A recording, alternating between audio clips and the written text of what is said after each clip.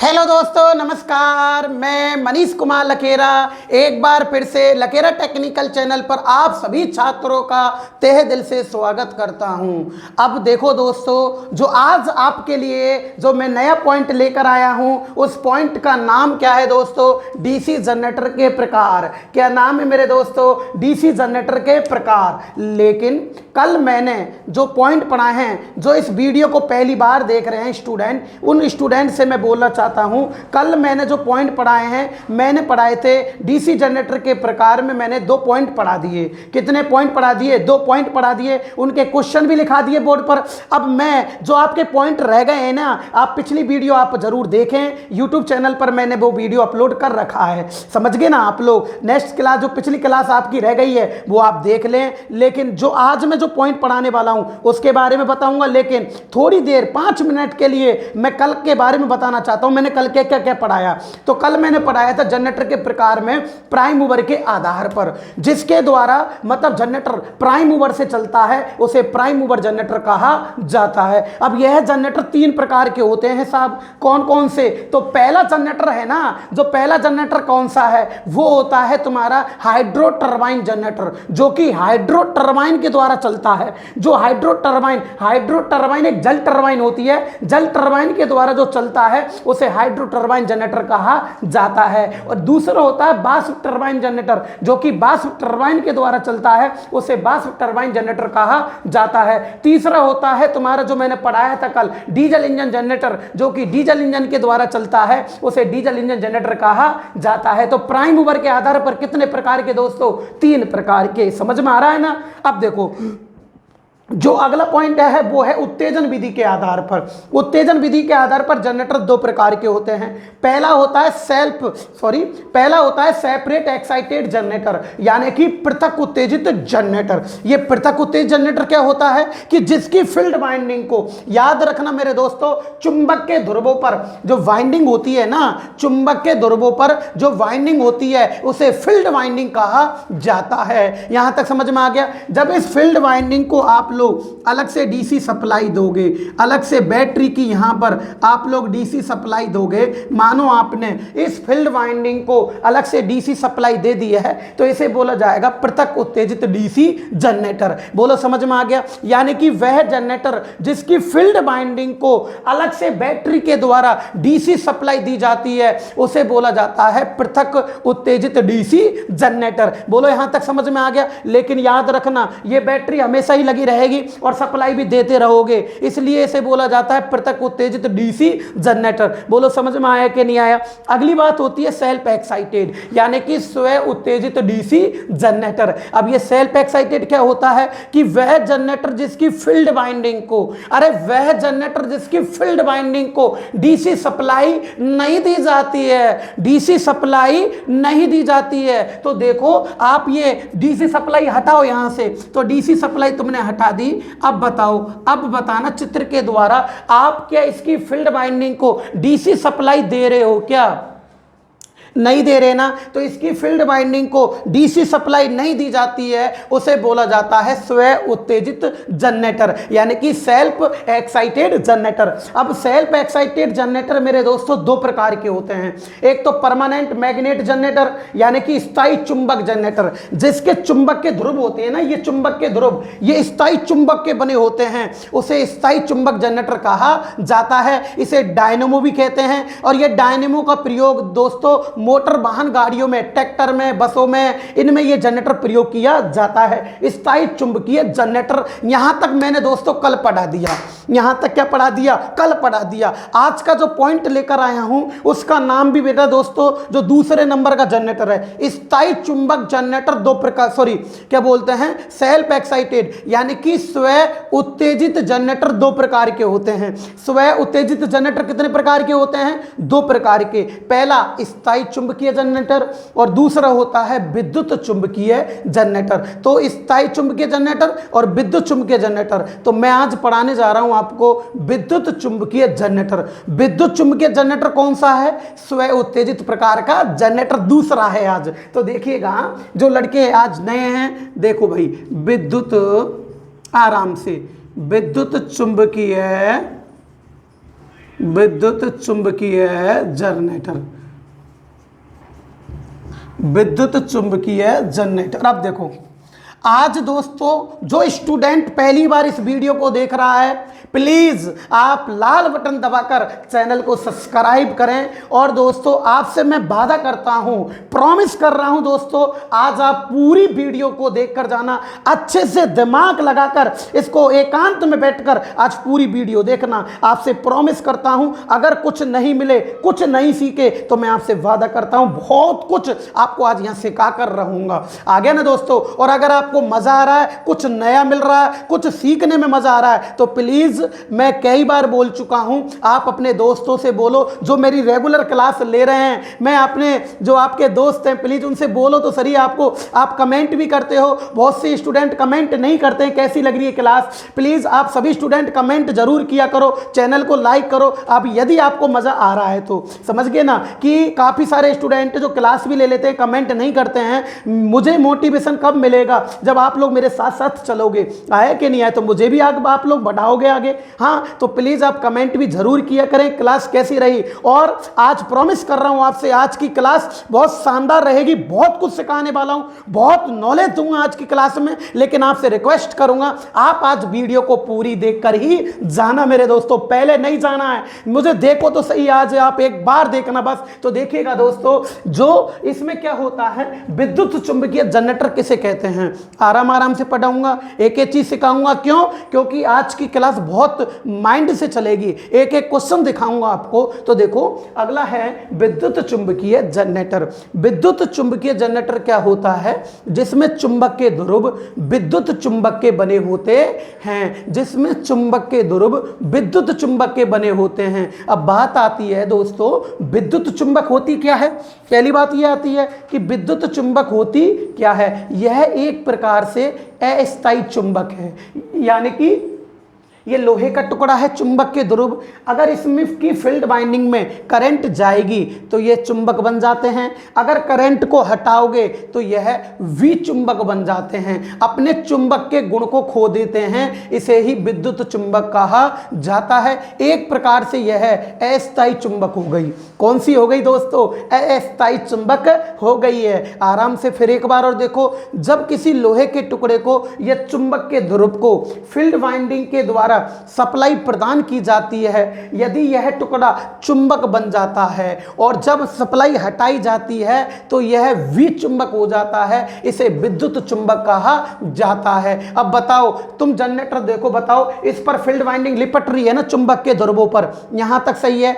अब बताओ, विद्युत चुंबक के ध्रुवों पर यहां पर फील्ड वाइंडिंग लिपट रही है। जब इसमें करंट दोगे तो चुंबक बनेगा, और करंट नहीं दोगे तो चुंबक नहीं बनेगा। उसे बोलते हैं अस्थायी चुंबक या विद्युत चुंबक। तो मेरे दोस्तों, इस प्रकार के चुंबकीय जनरेटर में क्या होता है, इसमें चुंबक के ध्रुव, इसमें चुंबकीय ध्रुव, जो चुंबकीय ध्रुव होते हैं ना, इसमें चुंबकीय ध्रुव मुख्य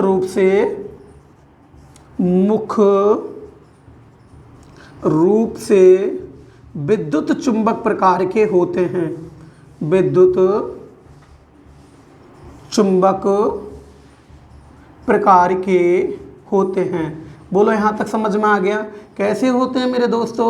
विद्युत चुंबक प्रकार के होते हैं। बोलो, यहां तक समझ में आ गया ना? इसके जो इसमें जो चुंबक के ध्रुव होते हैं, इसमें जो चुंबक के ध्रुव होते हैं, यह कैसे होते हैं? विद्युत चुंबक प्रकार के। अब बताओ कि इसकी फील्ड बाइंडिंग को क्या अलग से तुम बैटरी के द्वारा डीसी सप्लाई दे रहे हो क्या? नहीं दे रहे। क्यों? क्योंकि हम जो जनरेटर पढ़ रहे हैं ना, वो होता है स्वयं उत्तेजित जनरेटर, जिसकी फील्ड बाइंडिंग को अलग से डीसी सप्लाई नहीं दी जाती है। बोलो, समझ में आया कि नहीं आया? तो दोस्तों, यह स्वयं उत्तेजित विद्युत चुंबक प्रकार का जनरेटर है। सही है ना? क्यों? क्योंकि देखो, इसके फील्ड बाइंडिंग लिपट रही है, समझ में आ रहा है ना? तो यह विद्युत चुंबक हो गए। दूसरी बात, इसकी फील्ड वाइंडिंग को अलग से डीसी सप्लाई नहीं दे रहे, तो यह जो जनरेटर होता है वो होता है स्वयं उत्तेजित। तो यह जनरेटर होता है, इसमें विद्युत चुंबक प्रकार के ध्रुव प्रयोग होते हैं। क्या प्रयोग होते हैं? विद्युत चुंबक प्रकार के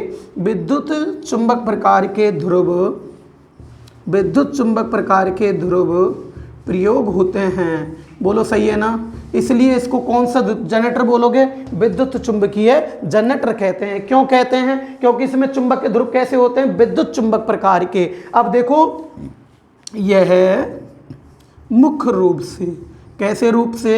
मुख्य रूप से स्व उत्तेजित जनरेटर होता है, सेल्फ एक्साइटेड, स्व उत्तेजित जनरेटर होता है। बताओ कैसा होगा? यह है स्व उत्तेजित जनरेटर होता है। बोलो यहाँ तक समझ में आ गया ना? यह कैसा जनरेटर होता है? स्व उत्तेजित जनरेटर होता है। बोलो यहाँ तक समझ में आ गया? अब देखो, अब मेन जो बात है आज की सीखने वाली जो बात है वो मैं बात बताऊंगा।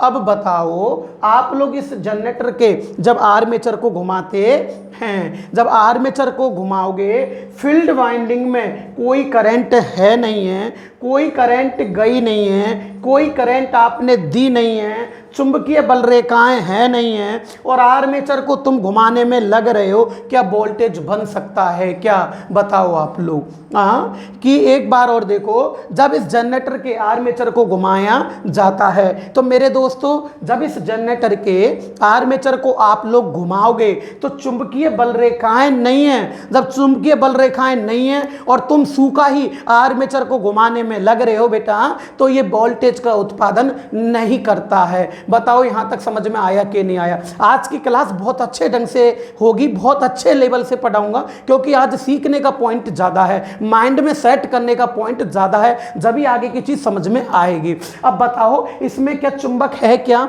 नहीं है ना। अब लड़के पूछ रहे सर इसमें चुंबक कहाँ से बनेगा? तो मैं बताता हूँ दोस्तों, अगर इसको आप अलग से डीसी सप्लाई दे दो बैटरी के द्वारा, समझ में आ गया ना? जब बैटरी के द्वारा डीसी सप्लाई दे देते हो आप लोग, तो याद रखना इस चुंबक के ध्रुवों में, इस फील्ड वाइंडिंग में करंट जाएगी, फील्ड वाइंडिंग में करंट जाएगी तो बेटा ये इसमें चुंबक बन जाएंगे। क्या बन जाएंगे? चुंबकीय बल रेखाएं बन जाएगी। देखो कितनी सारी चुंबकीय बल रेखाएं बन चुकी है। बोलो समझ में आ गया? लेकिन इनमें से आप सभी लोग बोल रहे हो सर ये जो जनरेटर होता है यह तो स्व उत्तेजित है, और आप इसकी फील्ड बाइंडिंग को अलग से डीसी सप्लाई दे रहे हो, ये तो पृथक उत्तेजित बन गया। बोलो यही दिमाग में चल रहा है ना आपके? एक बार और देखो, सर ये तो स्व उत्तेजित जनरेटर है, इसकी फील्ड बाइंडिंग को सप्लाई देनी नहीं है और तुम इसकी फील्ड बाइंडिंग को सप्लाई दे रहे हो, तो ये तो पृथक उत्तेजित हो गया। नहीं, ये नहीं। अगर तुम इसकी बैटरी को लगे रहने दोगे, अगर आप इसकी बैटरी को लगे रहने दोगे, तो यह पृथक उत्तेजित जनरेटर है। मैंने यहां बैटरी छोड़ दी और दमादम आर्मेचर को घुमाने में लग रहा हूं और जनरेटर वोल्टेज बना रहा है, तो मेरे दोस्तों यह पृथक उत्तेजित जनरेटर है। मैं मान रहा हूं पृथक उत्तेजित जनरेटर है, लेकिन हम क्या करें? हमारे पास चुंबक नहीं था, बिल्कुल ही चुंबक हमारा यहां समाप्त हो गया मेरे दोस्तों। हाँ, और विद्युत चुंबक बिल्कुल समाप्त हो गया, बैटरी है नहीं। हाँ, बैटरी नहीं है, जब तो यह स्व उत्तेजित जनरेटर है। अब इसको मैं घुमाने में लग रहा हूं, लेकिन चुंबक नहीं है। अब वोल्टेज कहां से बनेगी? मैं आपसे पूछना चाहता हूं, वोल्टेज कहां से बनेगी भाई? तो इसमें चुंबक बनाने के लिए दोस्तों कुछ समय के लिए, केवल ज्यादा समय के लिए नहीं, अगर तुमने इसे हमेशा के लिए बैटरी लगा दी तो यह पृथक उत्तेजित जनरेटर होगा। समझ में आ गया ना? कौन सा जनरेटर? पृथक उत्तेजित जनरेटर मेरे दोस्तों। तो मैं क्या करता हूं, कुछ समय के लिए, ओनली 1 कुछ समय के लिए यहां पर मैंने एक बैटरी लगा दी। जब बैटरी लगा दी, आप लोगों ने डीसी सप्लाई दी बैटरी की, यहां पर फील्ड वाइंडिंग चुंबक बन गई, चुंबक के ध्रुव चुंबकित हो गए और चुंबक बन गया। तो तुम इस बैटरी को रहने मत दो, हटाओ। तुम्हारे पास चुंबक बन चुका है बहुत फुल, अब तुम इस बैटरी को हटानी पड़ेगी। क्यों? क्योंकि ये स्व उत्तेजित जनरेटर है। अगर तुम बैटरी को लगाए रखोगे तो वो तो पृथक उत्तेजित जनरेटर है। हाँ, अगर बैटरी छोड़ दी आप लोगों ने तो यह तो पृथक उत्तेजित जनरेटर है, तो आपको बैटरी हटानी पड़ेगी। हाँ, जब बैटरी हटा दी आप लोगों ने, ये हटा दी, तो ये चुंबकीय फ्लक्स भी यहां से बिल्कुल गया। हाँ, गया, विचुंबक हो गए ध्रुव। क्यों? क्योंकि तुमने बैटरी की सप्लाई हटा दी और हटानी पड़ेगी। क्यों? क्योंकि जनरेटर कौन सा है? स्व उत्तेजित, जिसकी फील्ड वाइंडिंग को कोई भी सप्लाई नहीं दी जाती है, उसे स्व उत्तेजित जनरेटर कहते हैं। तुम्हें हटानी पड़ेगी बैटरी, और जब तुमने बैटरी हटाई, परंतु इसमें यहां चुंबक के ध्रुव तो चुंबकित हो गए थे, बैटरी हटाते ही चुंबक के ध्रुव भी चुंबकित हो गए, परंतु कुछ गुण चुंबक के शेष रह गए, कुछ गुण चुंबक के शेष रह गए। तुमने जब इसको डीसी सप्लाई दी तो कुछ गुण चुंबक के शेष रह गए मेरे दोस्तों। इसे बोला जाता है अविशिष्ट चुंबकत्व। क्या बोला जाएगा? अविशिष्ट चुंबकत्व, रेसिडुअल मैग्नेटिज्म। हाँ, कि अब बताओ, यदि यार फिर आपसे मैं पूछना चाहता हूं कि अविशिष्ट चुंबकत्व है थोड़ा सा, भारतीय विद्युत नियम अनुसार यह अविशिष्ट चुंबकत्व, जो अविशिष्ट जो चुंबकत्व होता है, ये मेन मोस्ट पॉइंट है। अविशिष्ट जो चुंबकत्व आया है, बैटरी हटाने पर जो थोड़ा सा चुंबक बना है, अविशिष्ट चुंबकत्व, यह जनरेटर में 2.5% होता है।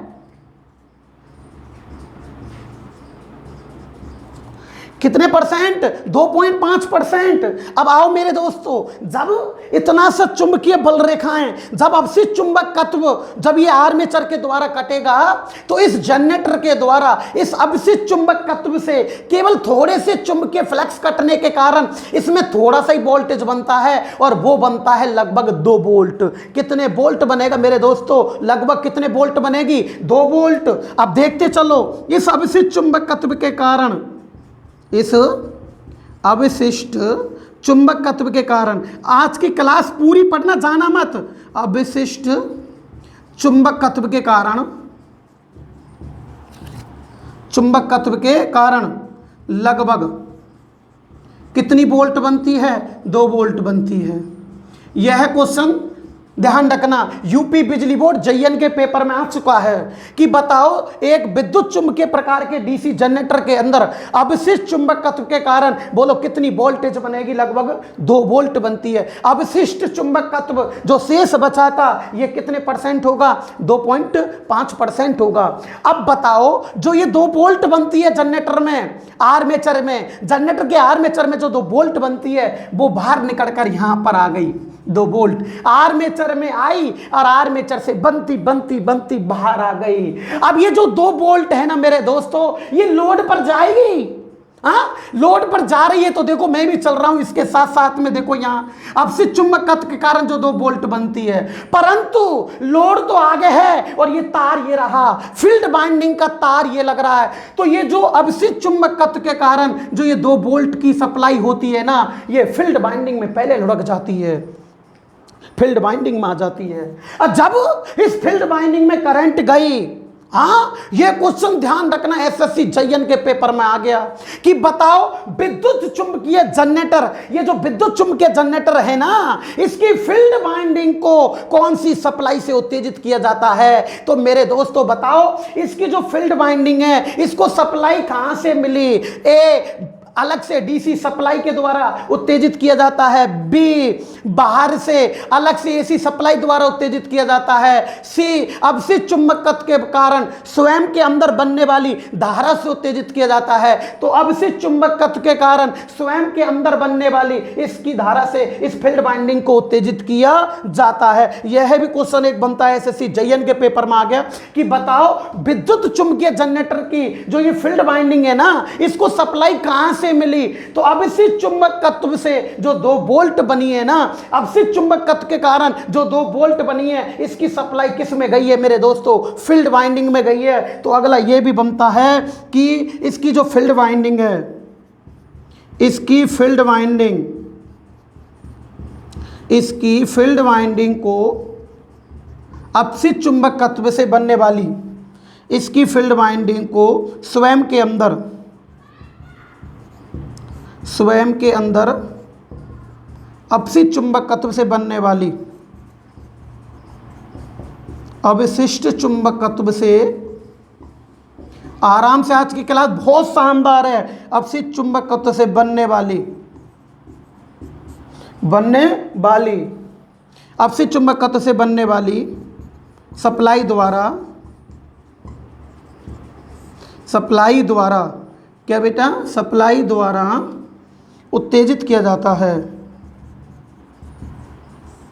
उत्तेजित किया जाता है। बोलो समझ में आ रहा है ना दोस्तों? क्या किया जाता है दोस्तों? उत्तेजित किया जाता है। अब मेरे दोस्तों बताओ, अपसित चुंबकत्व के कारण जो थोड़ा सा चुंबकीय फ्लक्स था, ये जो थोड़ा सा 2.5% ये अपसित चुंबकत्व था, इसके कारण कितनी बोल्ट बनी? 2 बोल्ट। 2 बोल्ट कहाँ जा रही थी? लोड पर। लेकिन सबसे पहले कौन सी बाइंडिंग आ गई? फील्ड बाइंडिंग का तार आ गया, इसमें लुढ़क गई। और जब इस फील्ड बाइंडिंग में 2 बोल्ट की करंट आती है मेरे दोस्तों, याद रखना मैं पहले बोल रहा हूं, इस विद्युत चुंबकीय प्रकार के जनरेटर में सबसे पहले अपसित चुंबकत्व के कारण कितनी बोल्ट बनती है? 2 बोल्ट। बाद में फील्ड बाइंडिंग में करंट जाती है। पहले तो चुंबक के कारण 2 बोल्ट बनी, बाद में फील्ड बाइंडिंग में करंट गई है। मेन क्वेश्चन है, ध्यान रखो। बाद में फील्ड बाइंडिंग में करंट गई है, सबसे पहले कितनी बोल्ट बनी है? 2 बोल्ट। अब जैसे ही फील्ड बाइंडिंग में करंट बनती है 2 बोल्ट की, तो चुंबकीय फ्लक्स बढ़ता है।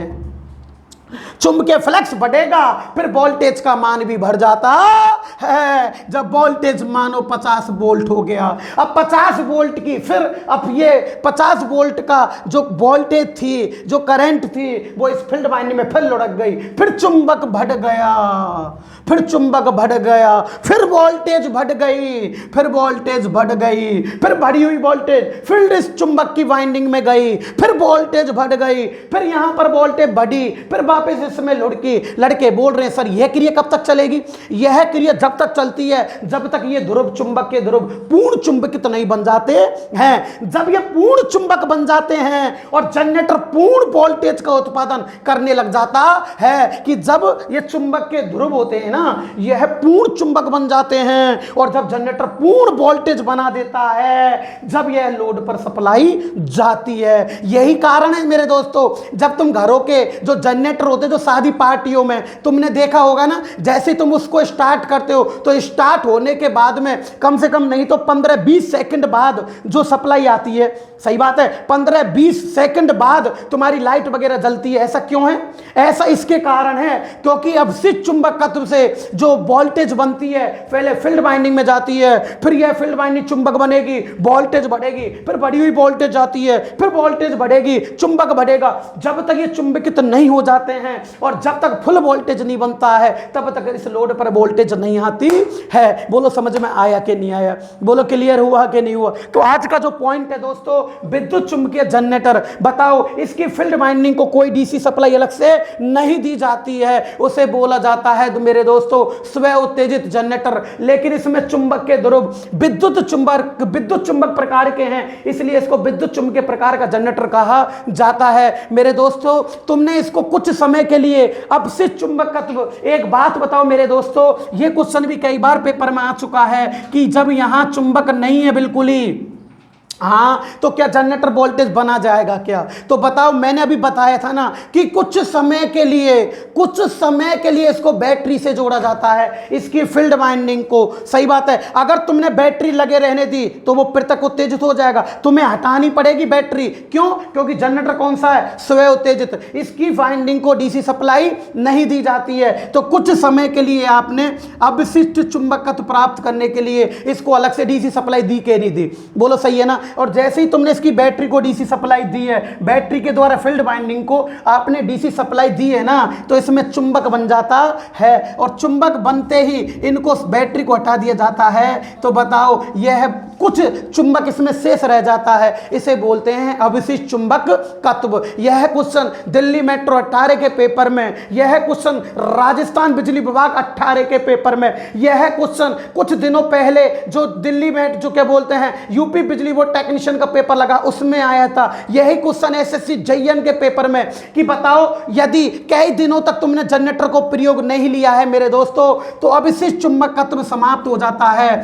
तो इस अवशिष्ट चुंबकत्व को प्राप्त करने के लिए इसकी फील्ड वाइंडिंग को कुछ समय के लिए अलग से डीसी सप्लाई प्रदान की जाती है। सही बात है कि नहीं? अलग से डीसी सप्लाई प्रदान की जाती है। इस क्रिया को जो बोला जाएगा, बताओ इस क्रिया को मेरे दोस्तों क्या बोला जाएगा? जाएगा बताओ? इसे बोला जाता है फ्लेशिंग क्रिया। क्या बोलते हैं दोस्तों? फ्लेशिंग क्रिया। यह क्वेश्चन भी एसएससी जेईएन के पेपर में आ गया कि अब से चुंबकत्व प्राप्त करने के लिए फील्ड वाइंडिंग को अलग से डीसी सप्लाई प्रदान करना कौन सी क्रिया कहलाती है? फ्लेशिंग क्रिया। कौन सी दोस्तों? फ्लेशिंग क्रिया। तो मेरे दोस्तों यहां पर मैं एक लिखता हूं आपको नोट लगाकर, और क्या लिख रहा हूं देखो कि अवशिष्ट चुंबकत्व, अवशिष्ट चुंबकत्व, अच्छे से पढ़ना, आज बहुत अच्छी चीज चलेगी। अवशिष्ट चुंबकत्व प्राप्त करने के लिए, अवशिष्ट चुंबकत्व प्राप्त करने के लिए फील्ड वाइंडिंग को, फील्ड वाइंडिंग को, किसको? फील्ड वाइंडिंग को अलग से डीसी सप्लाई दी जाती है, ये सप्लाई दी जाती है। बोलो समझ में आ गया ना? कौन सी सप्लाई दी जाती है? DC supply. कुछ समय के लिए मैंने आपी दी ना, जो अवशिष्ट चुंबकत्व आ गया था, डीसी सप्लाई दी जाती है। इसे फ्लेशिंग का कार्य कहते हैं, इसे फ्लेशिंग क्रिया कहते हैं, क्रिया कहते हैं। बताओ आपके ये समझ में आया कि नहीं आया? इसे कौन सी क्रिया कहोगे दोस्तों? फ्लेशिंग क्रिया। अब बताओ, एक बार और पढ़ाता हूँ इसके बारे में कि यह जनरेटर क्या होता है। यह एक विद्युत चुंबक प्रकार का जनरेटर होता है, विद्युत चुंबक प्रकार का जनरेटर होता है जिसमें विद्युत चुंबक प्रकार के ध्रुव प्रयोग किए जाते हैं। अगला, इसकी फील्ड वाइंडिंग को किसी भी प्रकार की डीसी सप्लाई हमेशा के लिए नहीं दी जाती है, हमेशा के लिए नहीं जोड़ी जाती है, इसलिए इसको स्वयं उत्तेजित जनरेटर कहा जाता है। यहां तक समझ में आ गया? अगली बात होती है अवशिष्ट चुंबकत्व प्राप्त करने के लिए, अवशिष्ट चुंबकत्व के कारण। हाँ दोस्तों देखो, अब बताओ, जब इस तुम आर्मेचर को घुमा रहे हो तो क्या वोल्टेज बन सकती है? क्या नहीं बन सकती? क्योंकि चुंबक नहीं है। तब चुंबकीय फ्लक्स प्राप्त करने के लिए क्या करते हैं कि इसमें कुछ समय के लिए बैटरी की सप्लाई दी जाती है। बोलो सही है कि नहीं? जब बैटरी की सप्लाई देते हो, एक बार और सुन लो, ये चीज आपके समझ में आनी चाहिए। क्यों दोस्तों? क्योंकि इन चीजों से आपका अगर बेस क्लियर नहीं होगा ना आज इस चीज पर, तो तुम आगे के जनरेटर पढ़ ही नहीं सकते हो, उनको कर नहीं सकते हल आप लोग, उनको रखना थोड़ी ना है, उनका बेस क्लियर करना है। तो बताओ, पहले ये चीज समझना जरूरी है। समझ में आ गया ना? तो ये चीज समझ में आएगी तो आगे की चीज भी समझ में अपने आप आएगी। हाँ, अब तुम बताओ, ये तुमको बहुत कम लोगों को आती भी होगी, बहुत कम लोगों को बताई भी होगी, डायरेक्ट थोड़ी की जाती है। तो देखेगा, वापस देखो कि बताओ, कुछ समय के लिए आपने इसको बैटरी की डीसी सप्लाई दी तो इसमें चुंबक बन गए, चुंबक के ध्रुव। इसको हटाओ। क्यों? क्योंकि ये स्वयं उत्तेजित जनरेटर है। अगर तुम इसको लगी रहने दोगे बेटा बैटरी को, तो यह पृथक उत्तेजित जनरेटर होगा। कौन सा होगा? पृथक उत्तेजित। इसको तो अपने कुछ समय के लिए लगाई है, और क्या प्राप्त करने के लिए? अवशिष्ट चुंबकत्व प्राप्त करने के लिए। तो मेरे दोस्तों, इसको हटा दो आप लोग। अब देखो, अब जब तुमने बैटरी को हटा दिया है तो बताओ, ये कौन सा जनरेटर हो गया? स्वयं उत्तेजित जनरेटर, जिसकी फील्ड वाइंडिंग को अलग से डीसी सप्लाई नहीं दी जाती। बोलो यहां तक समझ में आ गया? अब देखो, अब यहां पर अवशिष्ट चुंबकत्व आ गया। अवशिष्ट चुंबकत्व यह कितने परसेंट होता है? 2.5%। यह क्वेश्चन भी पेपर में आ चुका है। बोलो कितने परसेंट? 2.5%। बताओ, अवशिष्ट चुंबकत्व के कारण लगभग कितनी वोल्ट बनेगी? 2 वोल्ट। अब देखो, फील्ड वाइंडिंग में तो करंट गई नहीं है। हाँ, अभी कहां गई है? कुछ भी नहीं है, बैटरी पैटी सब हटा दिया आप लोगों ने, तो इसमें फील्ड वाइंडिंग में करंट गई नहीं है। अवशिष्ट चुंबकत्व के कारण सबसे पहले वोल्टेज बनती है, वो कितनी वोल्ट बनेगी दोस्तों? 2 वोल्ट। फिर जो अवशिष्ट चुंबकत्व की जो वोल्टेज है, फिर वो इस फील्ड वाइंडिंग में जाएगी। समझ में आ गया ना? तो ये क्वेश्चन भी एसएससी जेईएन के पेपर में आ चुका है कि बताओ, फील्ड वाइंडिंग में विद्युत चुंबक प्रकार के जनरेटर में फील्ड वाइंडिंग को कौन सी सप्लाई प्रदान की जाती है? तो अवशिष्ट चुंबकत्व के कारण स्वयं के अंदर बनने वाली धारा से इसको सप्लाई उत्तेजित किया जाता है। यहां तक समझ में आ गया ना? अब बताओ, देखो, अवशिष्ट चुंबकत्व प्राप्त करने के लिए इसमें कुछ समय के लिए जो डीसी सप्लाई दी जाती है ना, उसे बोला जाता है फ्लेशिंग क्रिया। क्या बोला जाएगा दोस्तों? फ्लेशिंग क्रिया। बोलो यहां तक समझ में आ गया ना? बोलो क्लियर हो गया ना? मेरे दोस्तों याद रखना, यह क्वेश्चन भी आ गया पेपर में, एसएससी के पेपर में, दिल्ली मेट्रो में, यूपी बिजली बोर्ड में, राजस्थान राजस्थान बिजली बोर्ड में, सब में वेरी इंपॉर्टेंट क्वेश्चन है कि बताओ अब इसी चुंबकत्व समाप्त हो गया है तो क्या किया जाता है, तो इसकी फील्ड वाइंडिंग को अलग से डीसी सप्लाई प्रदान की जाती है। बताओ ये जनरेटर मैंने आज आपको खूब अच्छे से और कई बार समझा दिया, अब आपके बिल्कुल समझ में आ गया होगा। बोलो समझ में आई कि नहीं आई, बोलो मजा आया कि नहीं आया, एक एक पॉइंट क्लियर हुआ है ना। तो बताओ यह है विद्युत चुंबकीय जनरेटर होता है ना, यह 3 प्रकार का होता है। विद्युत चुंबकीय जनरेटर कितने प्रकार का होता है? 3 प्रकार का। मैं चलाने से पहले एक बात और बोल रहा हूं, फील्ड वाइंडिंग होती है ना जो चुंबक के ध्रुवों पर लिपटी होती है। किस पर लिपटी होगी दोस्तों? चुंबक के ध्रुवों पर लिपटी होती है। बताओ समझ में आया कि नहीं आया, क्लियर हुआ कि नहीं हुआ? पॉइंट क्लियर हो गया ना। अब बताओ एक अब विद्युत चुंबक जनरेटर 3 प्रकार के होते हैं, एक तो डीसी सीरीज जनरेटर, एक डीसी शंट जनरेटर और एक डीसी कंपाउंड जनरेटर। बताओ यहां तक समझ में आ गया ना। इसके पॉइंट अभी मैं पढ़ा रहा हूं, लेकिन DC series, DC shunt, DC compound जब तक समझ में नहीं आएंगे, जब तक ये क्रिया दिखाई नहीं जाएगी। अब से चुंबकत्व की, अब से चुंबकत्व कारण वोल्टेज की और यह क्रिया जब भी वो समझ में आएंगे, जबकि बहुत कम लोगों को यह चीज समझाई नहीं जाती है, यह चीज बताई नहीं जाती है, तभी तो बेस आपका क्लियर नहीं होता है। तो प्लीज आप क्लास में बने रहें, आज पूरी क्लास लेके जाना, कुछ अलग नहीं मिले तो बोलना। समझ में आ गया ना। और आपसे बार बार बोल रहा हूं दोस्तों, यदि आपको अच्छा लग रहा हूं तो आप जब पूरी क्लास ले रहे हो, बहुत सारे स्टूडेंट पूरी क्लास ले रहे, नोट्स बना रहे, तो प्लीज आप कमेंट तो लिखा करो, कुछ तो लिखा करो इसमें कमेंट में, ताकि मुझे मोटिवेशन मिले। समझ में आया ना। और आप अच्छे से पढ़ो और इस फटाफट इस पॉइंट का स्क्रीनशॉट ले लो, जो आगे पॉइंट पढ़ाएंगे फिर अपन लोग जल्दी से ले लो।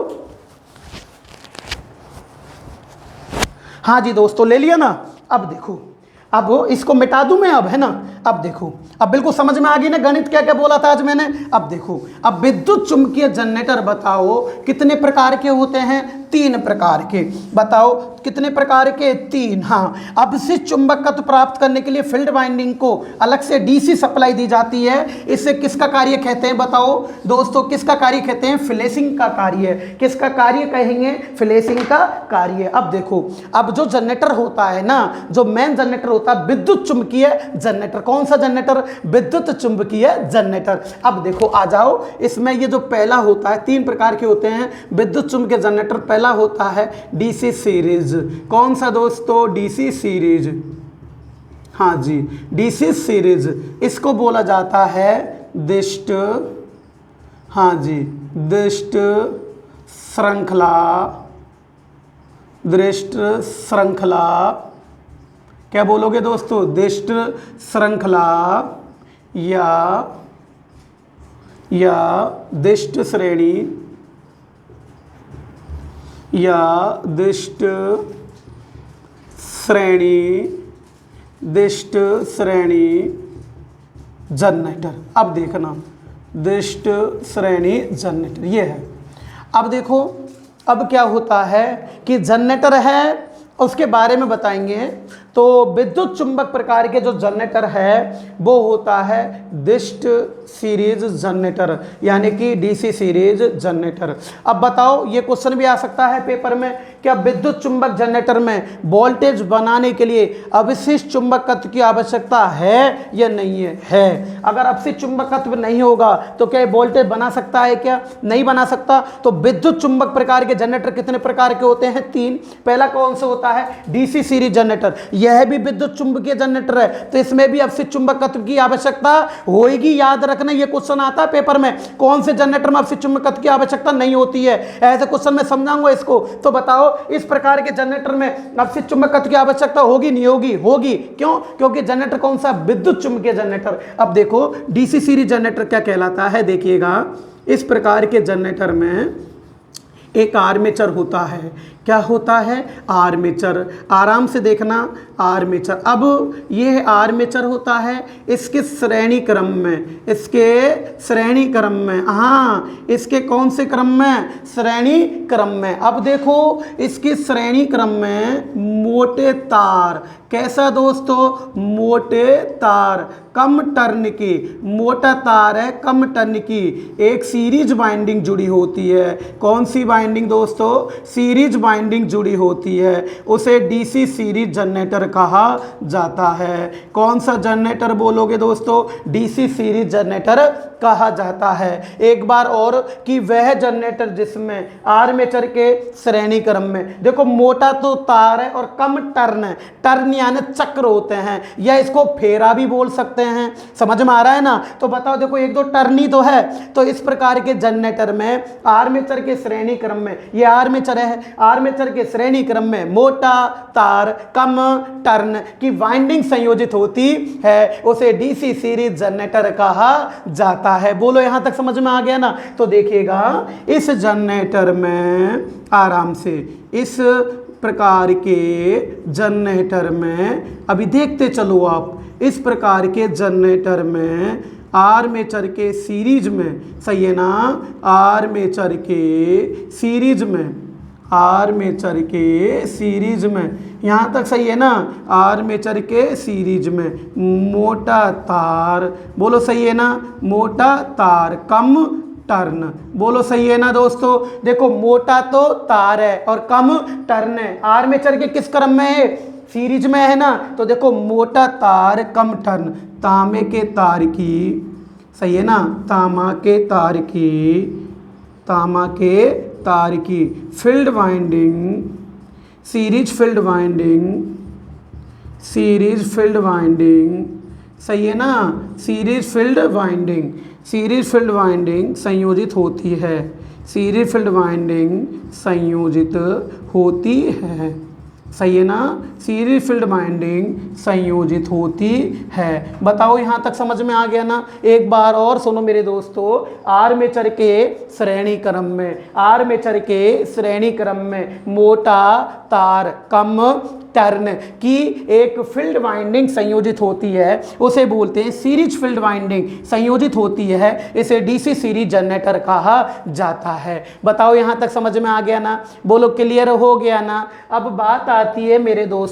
अब जो इसकी बात आती है, इसमें मैं पहले लिख रहा हूँ, इसका देखना आप लोग, इसका जो मैं पहले लिख रहा हूँ नोट नंबर फर्स्ट लिख रहा हूँ, पहले समझते चलना। बताओ, जो मैं बताता हूँ बेटा, जो तार मोटा होता है ना, जो तार मोटा होता है, जिसका क्षेत्रफल ज़्यादा होता है उसके प्रतिरोध का मान कम होता है, और जिसका प्रतिरोध कम होता है ना उसका रिएक्टेंस यानी कि प्रतिघात का मान उच्च होता है। अच्छे से समझना, यह क्वेश्चन कई बार पेपर में आ चुका है कि बताओ सीरीज बाइंडिंग में कौन सा गुण होता है, तो प्रतिरोध का मान तो निम्न और प्रतिघात का मान क्या होता है? उच्च होता है। एक बार और सुन लो, प्रतिरोध, तार मोटा होगा ना तो तार के प्रतिरोध का मान तो निम्न होगा, अगर प्रतिरोध का मान निम्न है ना तो रिएक्टेंस यानी कि प्रतिघात का मान उच्च होता है। तो याद रखना मेरे दोस्तों, इसकी फील्ड वाइंडिंग, यह क्वेश्चन भी कई बार आ चुका है, इसकी फील्ड वाइंडिंग अच्छे से पढ़ना, इसकी फील्ड वाइंडिंग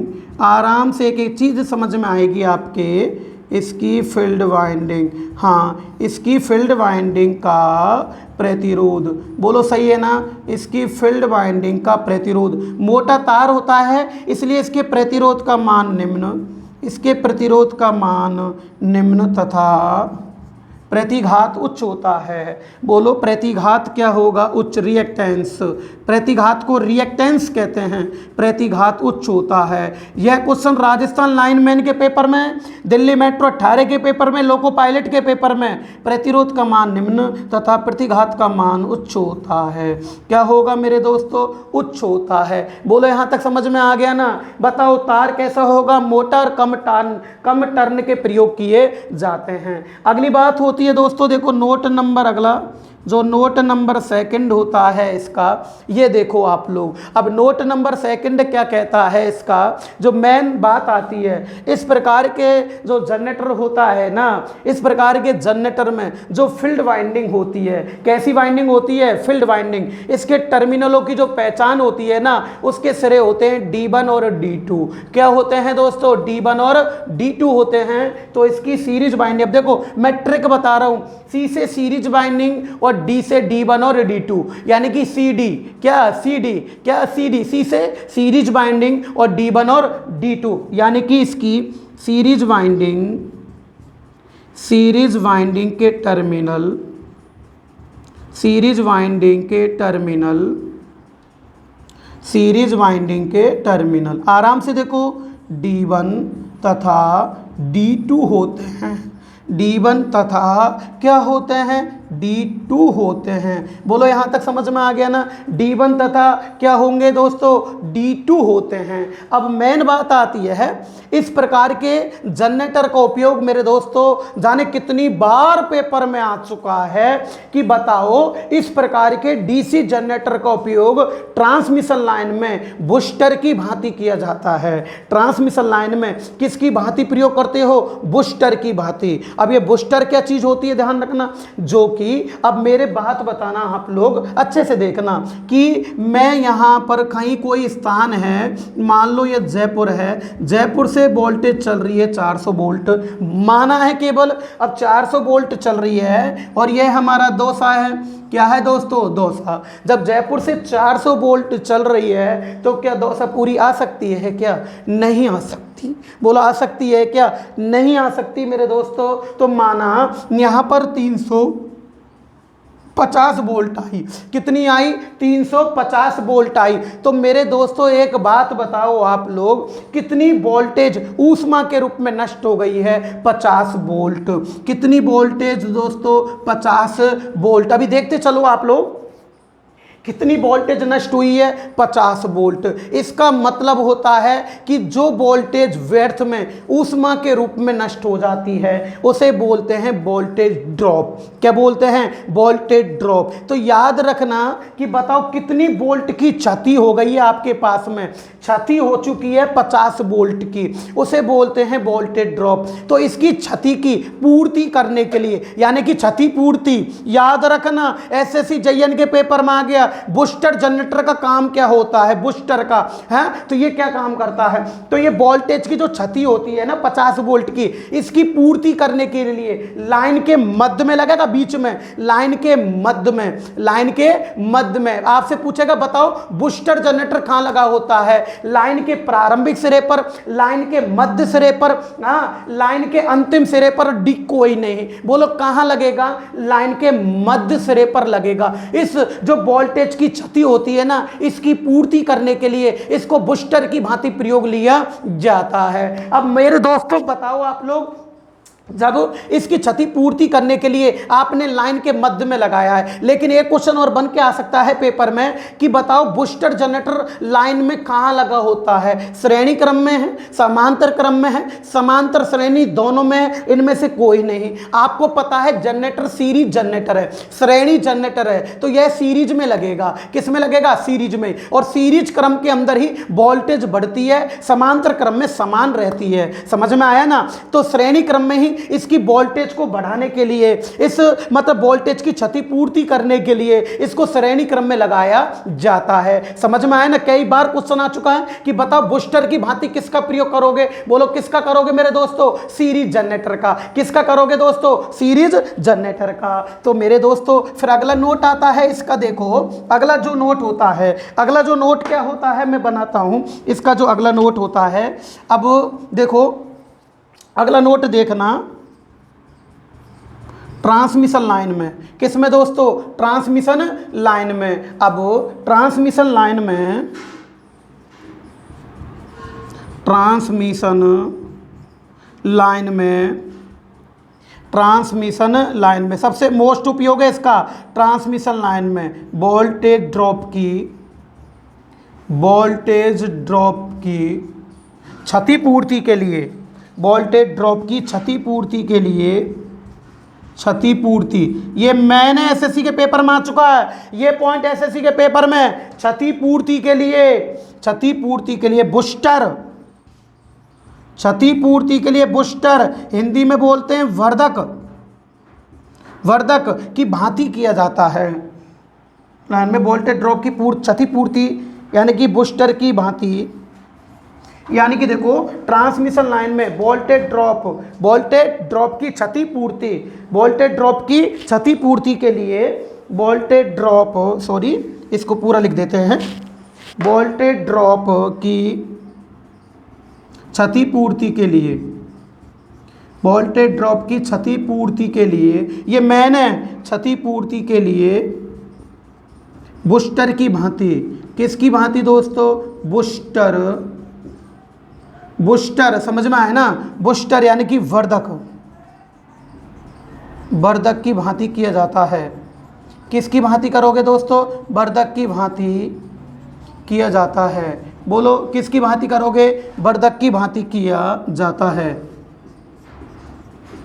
सही है ना? किसकी भांति करोगे दोस्तों? वर्धक की भांति करते हैं। बताओ ट्रांसमिशन लाइन में आपसे पूछेगा कि ट्रांसमिशन लाइन में वोल्टेज ड्रॉप की पूर्ति करने के लिए कौन सा जनरेटर प्रयोग करोगे? DC series generator. और वोल्टेज ड्रॉप की क्षति पूर्ति के लिए जो डीसी सीरीज जनरेटर प्रयोग करते हैं यह किसकी भांति? बूस्टर की भांति। किसकी भांति मेरे दोस्तों? बूस्टर की भांति यानी कि वर्धक की भांति इसका प्रयोग किया जाता है। बोलो समझ में आ गया ना? किसकी भांति किया जाएगा? वर्धक की भांति इसका प्रयोग किया जाता है। बोलो क्लियर हो गया ना? कोई दिक्कत तो नहीं है ना आपके? अब देखो अगला बात आती है इसकी, जो अगली बात आती है। अब बताओ बूस्टर की भांति तो प्रयोग करते हैं, जो बूस्टर की भांति प्रयोग करते हैं तो यह कहां लगा होगा? तो लाइन के तो श्रेणी क्रम में तथा मध्य में लगाया जाता है। तो देखिएगा अगला जो इसका नोट होता है वो नोट क्या कहलाता है? देखिएगा इसको ट्रांसमिशन लाइन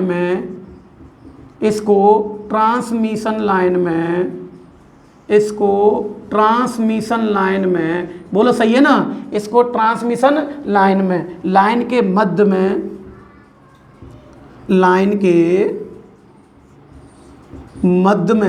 में ही होगा तथा लाइन के मध्य में तथा श्रेणी क्रम में लगाया जाता है। श्रेणी क्रम में लगाया जाता है। लाइन के मध्य में तथा श्रेणी क्रम में लगाया जाता है। आपसे पूछ ले, बोलो लाइन के तो मध्य में लगेगा, भी बताए थे मैंने आपको, और किस क्रम में लगेगा? ये श्रेणी क्रम में। यहां तक समझ में आ गया ना? अब देखो अब बात आती है कि जो बूस्टर होता है, क्या होता है? बूस्टर। ये क्वेश्चन भी पेपर में आ चुका है एसएससी के पेपर में कि बताओ ये बूस्टर कौन सा जनरेटर होता है? उच्च वोल्टेज निम्न धारा का, निम्न वोल्टेज उच्च धारा का, ऐसे पूछेगा एक बार। और निम्न वोल्टेज उच्च धारा का, उच्च वोल्टेज निम्न धारा का। तो मैं आपको नहीं भूलने दूंगा दोस्तों। अब बताओ, आप लोग बताओ, ये जो इसकी फील्ड बाइंडिंग है ना, मोटे तार की बनी होती है, ऐसे याद रखोगे आप लोग। जब मोटे तार की बनेगी तो इसका रेजिस्टेंस यानी कि इसके प्रतिरोध का मान क्या होगा? निम्न होगा ना? इसके प्रतिरोध का मान क्या होगा दोस्तों? निम्न। अब बताओ जब प्रतिरोध निम्न होता है तो धारा का मान क्या होता है? उच्च होता है। बस यहीं से दिमाग में सेट करना है। तो इस बूस्टर जनरेटर की धारा तो उच्च और वोल्टेज निम्न होती है। यह क्वेश्चन भी पेपर में आ चुका है। तो इस बूस्टर जनरेटर, एक बार और याद करा दूं ना आपको। बताओ फील्ड वाइंडिंग कैसे तार की? मोटे तार की। प्रतिरोध का मान क्या होगा? निम्न। जब प्रतिरोध का मान निम्न होगा तो धारा का मान क्या होगा? उच्च। तो यह जनरेटर उच्च, तो धारा वोल्टेज, धारा बढ़ती है तो वोल्टेज का मान क्या होता है? घटता है। तो उच्च धारा निम्न वोल्टेज का होता है ये। तो ध्यान रखना, यह बूस्टर जनरेटर, आराम से देखो, यह बूस्टर जनरेटर निम्न यानी कि उच्च धारा, प्रतिरोध निम्न है ना फील्ड वाइंडिंग का, उच्च धारा तथा निम्न वोल्टेज का होता है। उच्च धारा तथा निम्न वोल्टेज का होता है। प्लीज़ अगर मज़ा आ रहा है क्लास लेने में अपने दोस्तों से ज़रूर बोलें यार, चैनल को सब्सक्राइब करवाओ। यह बूस्टर जनरेटर उच्च धारा निम्न वोल्टेज का होता है। बोलो यहाँ तक समझ में आ गया ना? बोलो क्लियर हो गया ना? यह जनरेटर कैसा होता है दोस्तों? उच्च धारा और निम्न वोल्टेज का होता है। अब मेरे दोस्तों अगली बात आती है, जो ये बात है वो क्या होती है? देखो अब मैं बात बताता हूँ आपको। यह हमेशा जो डीसी सीरीज जनरेटर में होता है ना, किसमें? डीसी सीरीज जनरेटर के अंदर। अब मेरे दोस्तों चलो इसको मिटा देते हैं। मैं वापस सोच रहा था कि मैंने इसको मिटाऊं नहीं पहले, लेकिन इसको मिटाना ही पड़ेगा, यहाँ आएगी नहीं चीज़ें। हाँ तो चलो इसका स्क्रीनशॉट ले लो पहले आप, है ना, फिर आगे बता दूंगा। तो स्क्रीनशॉट ले लो आप पहले फटाफट इसका एक बार। हाँ जी ले लिया ना? अरे ले लिया ना? एक बार और ले लो। हाँ जी चलो अब देखो, अब वापस देखो, पहले इसको एक बार रिवीजन करा देता हूं। बताओ वह जनरेटर, ये कौन सा विद्युत चुंबक प्रकार के जनरेटर, कितने प्रकार के होते हैं? 3। पहला कौन सा है? DC series. DC series generator क्या होता है? इस प्रकार के जनरेटर में, इस प्रकार के जनरेटर में देखो आर्मेचर के श्रेणी क्रम में, आर्मेचर के श्रेणी क्रम में मोटा तार कम टर्न की फील्ड वाइंडिंग संयोजित होती है, उसे डीसी सीरीज जनरेटर कहा जाता है। मोटा तार होने के कारण प्रतिरोध का मान क्या होता है? निम्न। प्रतिघात का मान क्या होता है? उच्च। यह भी याद रखना दोस्तों, ध्यान रखना, जो मोटा तार होता है ना, जो मोटा तार होता है इसके प्रतिरोध का मान निम्न होता है। जब प्रतिरोध का मान निम्न होता है ना, तो प्रतिघात का मान क्या होगा मेरे दोस्तों? उच्च होता है। यहां तक समझ में आ गया। दूसरा देखो, सीरीज फील्ड वाइंडिंग के terminal C D, series C D, series C D, इसका मतलब सीरीज फील्ड वाइंडिंग के टर्मिनलों की जो पहचान होती है ना, वो होती है D1 तथा D2 होती है। और अगर आर्मेचर का पूछ ले, ए से आर्मेचर हो गया तो A1 और A2, ये आगे लिखा दूंगा मैं, है ना। अगला होता है ट्रांसमिशन लाइन में वोल्टेज ड्रॉप की क्षतिपूर्ति करने के लिए इसका उपयोग किसकी भांति करोगे? बूस्टर की भांति। बूस्टर को क्या बोलोगे? वर्धक। यह है बूस्टर की भांति। लाइन के क्या लगाया जाता है? मध्य में लगाते हैं, लेकिन कौन से क्रम में? श्रेणी क्रम में। इस प्रकार के जनरेटर होता है ना जो बूस्टर होता है, बोलो प्रतिरोध का मान क्या है? निम्न होता है। इसके कारण यह जनरेटर होता है ना उच्च, तो धारा, जब धारा का मान उच्च होगा ना तो वोल्टेज का मान क्या होगा? निम्न होगा। तो मेरे दोस्तों यह जनरेटर उच्च तो धारा और निम्न वोल्टेज का होता है। बोलो समझ में आया कि नहीं आया? अभी जनरेटर पूरा नहीं हुआ है सीरीज जनरेटर, लेकिन आज आपको मजा आ रहा है कि नहीं आ रहा? प्लीज चैनल को सब्सक्राइब करो। अपने जो भी दोस्त हैं उनसे क्लास पूरी कराऊंगा, पूरा डीसी जनरेटर के एक एक पॉइंट कराऊंगा आपको, लेकिन आप मेरा साथ दो तो सही। अपने दोस्तों से बोलो आप इस वीडियो को दिखाओ, और प्लीज कमेंट जरूर लिखा करो। आप इतने सारे स्टूडेंट क्लास लेते हैं, कल मैं जो नई क्लास लेकर आऊंगा उसमें मुझे आपके काफी सारे कमेंट्स मिलने चाहिए। मेरा दिल खुश हो जाना चाहिए कि वास्तव में लड़के क्लास ले रहे हैं। ठीक है दोस्तों, फटाफट स्क्रीनशॉट ले लो। हाँ जी, चले क्या? मिटा दूं ना इसको। अब देखो अब क्या होता है, अगला नोट क्या होता है अपना, अगला नोट देखते हैं इसके बाद में। अब देखो अगला नोट और देखते हैं। हाँ जी, अब देखो अभी सीरीज जनरेटर पूरा नहीं हुआ है, अभी तो बहुत कुछ कराएंगे इसमें, है ना। अब देखिएगा, अब बताओ, देखो याद रखना डीसी सीरीज जनरेटर के अंदर क्या होता है। इस जनरेटर में, यहीं लिखा दूँ ना, यहीं कर दो नोट को, देखो यहाँ कर देते हैं। इस जनरेटर में देखो, इस जनरेटर में, इस जनरेटर में समझ में आ गया ना। इस जनरेटर में देखो आर्मेचर क्या है दोस्तों? आर्मेचर। देखो आर्मेचर, यहाँ तक समझ में आ गया। आर्मेचर ये कौन सी वाइंडिंग है? Series field winding. तो देखो series field winding, series field winding, यहाँ तक समझ में आ गया। कौन सी वाइंडिंग? Series field winding. और ये क्या है? लोड। क्या है ये? लोड प्रतिरोध, लोड। अब देखो तीनों ही श्रेणी क्रम में हैं, तीनों ही कौन से क्रम में हैं? श्रेणी क्रम में। तो देखो इस जनरेटर में आर्मेचर, सीरीज फील्ड वाइंडिंग तथा लोड, तथा लोड, लोड सही है ना, तथा लोड, तीनों श्रेणी क्रम में होने के कारण, तीनों श्रेणी क्रम में होने के कारण, श्रेणी क्रम में होने के कारण, सही है ना मेरे दोस्तों, श्रेणी क्रम में होने के कारण। अब देखो अगर यहाँ से मानो इसमें आर्मेचर में 5 एम्पियर की करंट है, हाँ 5 एम्पियर की करंट फील्ड वाइंडिंग में जाएगी, 5 एम्पियर की करंट लोड में जाएगी, यानी कि करंट का मान समान होगा तीनों में। तीनों में समान क्यों है भाई? कारण क्या है? क्योंकि तीनों एक ही तार से जुड़े पड़े हैं, तीनों में एक ही तार है, तीनों श्रेणी क्रम में है, इसलिए इनमें धारा का मान क्या होगा? समान होगा। तीनों श्रेणी क्रम में होने के कारण आर्मेचर धारा, कौन सी धारा? आर्मेचर धारा। हाँ जी, देखो आर्मेचर धारा, सीरीज धारा जो सीरीज बाइंडिंग की होगी, सीरीज धारा तथा लोड धारा, तथा कौन सी धारा मेरे दोस्तों? लोड धारा। हाँ जी, लोड धारा, तीनों का मान समान होता है। तीनों का मान क्या होगा? समान। तीनों का मान समान होता है। तीनों का मान क्या होता है? समान होता है। बोलो सही है ना? समान क्या होता है मेरे दोस्तों? एक बार और देखो, आर्मेचर, सीरीज वाइंडिंग और लोड तीनों एक ही तार से जुड़ रहे हैं, तीनों श्रेणी क्रम में है, इसलिए तीनों का मान समान होएगा। और वो क्या होगा मेरे दोस्तों? देखो, आर्मेचर धारा बराबर सीरीज धारा, सीरीज धारा IAC है ना, आर्मेचर धारा IAC सीरीज धारा और लोड धारा, तीनों का मान एक दूसरे के क्या होता है दोस्तों? बराबर होता है। अब याद रखना, ये कंडीशन केवल डीसी सीरीज जनरेटर में होगी।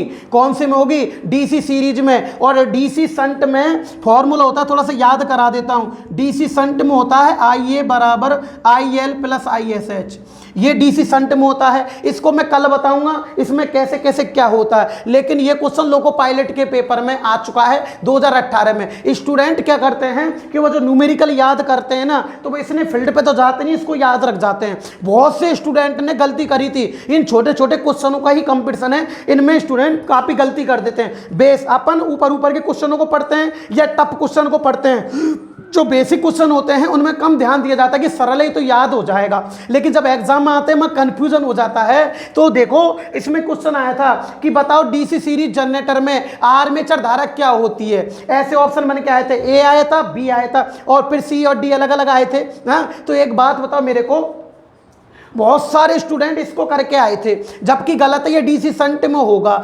न्यूमेरिकल डीसी शंट में प्रयोग होगा, ये डीसी सीरीज में होगा। ये क्यों होगा डीसी सीरीज में? आंसर ये क्यों होगा? क्योंकि तीनों किस क्रम में होते हैं मेरे दोस्तों? श्रेणी क्रम में होते हैं। बताओ समझ में आया कि नहीं आया?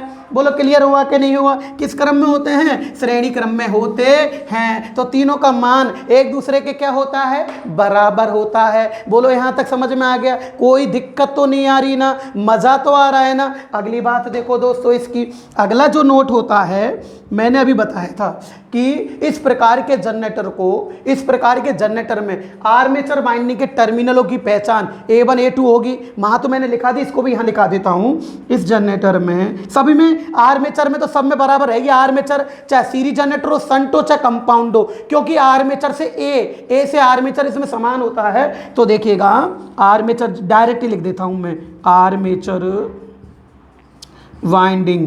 कौन सी winding? Armature winding. Armature winding के टर्मिनल,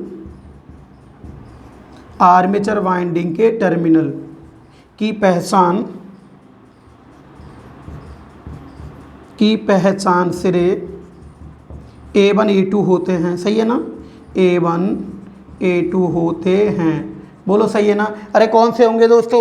A1 A2 होते हैं। बताओ यहां तक समझ में आ गया क्या? बोलो क्लियर समझ में आ रहा है ना? बोलो कोई दिक्कत है क्या? अब देखो, अब मेन बात आती है आपकी, ये देखो, अब बताना मेन बात। इस प्रकार के जनरेटर होता है ना, जो डीसी सीरीज जनरेटर होता है, इस प्रकार के जनरेटर को हमेशा पूर्ण लोड पर चलाया जाता है, यानी कि फुल लोड पर। कौन से लोड पे चलाओगे बेटा? फुल लोड पर। अब देखो मेरे दोस्तों, आप लोग यहाँ पर आओ, यहाँ अब बताना, अगर आप लोग ने है ना इसमें लोड नहीं लगाया, अगर शून्य लोड लगा दोगे आप लोग, कौन सा लोड लगा दोगे? शून्य लोड। लोड को हटा दो, तो बताओ लोड को हटा दिया, फील्ड वाइंडिंग खुला परिपथ हो चुकी है। जब फील्ड वाइंडिंग खुला परिपथ है तो बताओ इस आर्मेचर में अवशिष्ट चुंबकत्व, क्यों? क्योंकि ये विद्युत चुंबक प्रकार का जनरेटर ही तो है। विद्युत चुंबक प्रकार के जनरेटर 3 प्रकार के होते हैं। तो अवशिष्ट चुंबकत्व के कारण इसमें लगभग कितनी वोल्ट बनेगी? 2 वोल्ट ही बनेगी। याद रखना, इस प्रकार के जनरेटर को हमेशा फुल लोड पे चलाना चाहिए, ताकि देखो ये पूरा सर्किट बनता रहे। यहां से करंट गई, ये गई, ये गई, ये गई, ये गई, ये गई, ये गई। तो याद रखना, अगर आप लोग बेटा इसको शून्य लोड पे चला देते हैं तो अवशिष्ट चुंबकत्व के कारण केवल कितनी वोल्ट बनेगी? 2 वोल्ट बनती है। याद रखना, कहीं तुमसे पूछ ले, बताओ एक डीसी सीरीज जनरेटर को शून्य लोड पर चलाने पर उत्पन्न वोल्टेज कितनी होती है? तो वो देगा 250 वोल्ट, 0 वोल्ट। बहुत से स्टूडेंट 0 वोल्ट कर आते हैं, क्यों? क्योंकि बेस क्लियर नहीं होता है। तो बताओ, शून्य लोड हटाओगे तो फील्ड वाइंडिंग खुला परिपथ होगी है, इसमें करंट नहीं जाएगा। लेकिन अवशिष्ट चुंबकत्व के कारण, अवशिष्ट चुंबकत्व के कारण एक बात होता है, फील्ड वाइंडिंग में करंट मत जाओ, लो ये हटा दी फील्ड वाइंडिंग। हटा दो इसमें चलते हालात में, लेकिन इसमें अपसित चुंबकत्व तो है। अपसित चुंबकत्व के कारण पहले तो कुछ 2 वोल्ट तो बनेगी ना, समझ में आ रहा है ना। तो इसको हमेशा कौन से लोड पे चलाओगे? फुल लोड पे। यह क्वेश्चन राजस्थान बिजली विभाग 18 के पेपर में, दिल्ली मेट्रो के पेपर में, लोको पायलट के पेपर में, कि बताओ डीसी सीरीज जनरेटर को हमेशा कौन से लोड पर चलाना चाहिए? तो बताओ कौन से लोड पर? फुल लोड पर। तो अगला नोट होता है आपका दोस्तों, सीरीज जनरेटर को DC series generator, DC series generator, DC series generator. अब देखिएगा मैं इसको यहां से हटा देता हूं, इसको यहां कर देंगे अपन, इसको चित्र को मिटा देते हैं अब, है ना। चित्र को क्या करते हैं? मिटा देते हैं, है ना। अब देखो डीसी सीरीज, अब अगला है इसका, अगला है series generator, DC series generator, DC series generator. आराम से को हमेशा क्या? हमेशा फुल लोड पर। कौन से लोड पर? फुल लोड पर। फुल लोड यानी कि पूर्ण भार। कौन सा भार? पूर्ण भार पर चलाना चाहिए, पूर्ण भार पर चलाना चाहिए। बोलो यहां तक समझ में आ गया ना? अरे कौन से भार पर चलाओगे दोस्तों? पूर्ण भार पर। ये भी मोस्ट बनता है ना। तो देखो दोस्तों बताओ कौन से भार पर चलाओगे बेटा? पूर्ण भार पर। अगली बात, यदि इसको बताओ शून्य लोड पे चलाओगे तो कितनी वोल्ट बनेगी? ओनली 2 वोल्ट बनेगी। कितनी वोल्ट बनेगी? 2 वोल्ट बनेगी। यहां तक समझ में आया ना? तो देखो यदि इस जनरेटर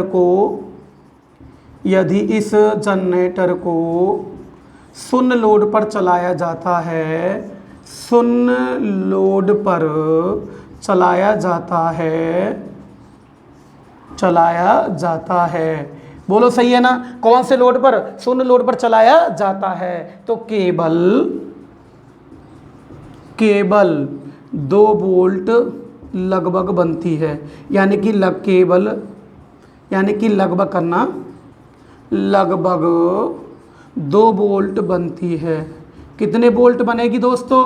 2 वोल्ट। समझ में आ गया ना? ये भी मोस्ट क्वेश्चन है। कितनी वोल्ट बनेगी दोस्तों? 2 वोल्ट। बताओ आपके ये समझ में आया कि नहीं आया? सीरीज जनरेटर अभी कर रहे हैं तो बताओ इस प्रकार के जनरेटर को हमेशा कौन से लोड पर चलाया जाता है? शून्य लोड पर। कौन से लोड पर दोस्तों? शून्य लोड पर। बोलो यहां तक समझ में आ गया? लगभग कितनी वोल्ट बनती, सॉरी चलाया, इसको फुल लोड पर जाता है, सॉरी इसको कौन से लोड पर चलाया जाता है? फुल लोड पर। यदि इसको शून्य लोड पर चलाओगे तो कितनी वोल्ट बनेगी? लगभग 2 वोल्ट बनती है। यहां तक समझ में आ गया ना?